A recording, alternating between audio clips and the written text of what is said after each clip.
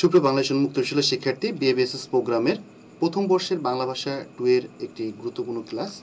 আপনারা জানেন যে গ্রামেটিক্যাল প্রশ্ন আপনাদের বাংলা ভাষা 2 এর সবকয়টি প্রশ্নে গ্রামেটিক্যাল থাকে। আজকে আমরা আলোচনা করব কারক কাকে বলে, কারক কত প্রকার, কি কারক বিভক্তি বলতে কি বোঝেন। বাক্যস্থিত ক্রিয়ার সাথে নামপদের যে সম্পর্ক তাকে কারক বলে। ক্রিয়াপদের সাথে বাক্যস্থিত নামপদের সম্পর্ক মোট 6 প্রকার হতে পারে। তাই কারক প্রধানত 6 প্রকার। 1 নম্বর হচ্ছে কর্তৃকারক, কর্মকারক, করণকারক, সম্প্রদানকারক, অপদানকারক ও অধিকরণকারক। এখন আমরা কারক বিভক্তি সম্পর্কে আলোচনা করব। কারক বিভক্তি শব্দের সঙ্গে যেসব বিভক্তি যুক্ত হয়ে পদ তৈরি হয় তাকে শব্দ বিভক্তি বলে। এ, যে, য, তে, এতে, কে, রে, দ্বারা, দিয়ে, কর্তৃক ইত্যাদি শব্দ বিভক্তিগুলো কারক সূচিত করে বলে এগুলোকে কারক বিভক্তি বলা হয়।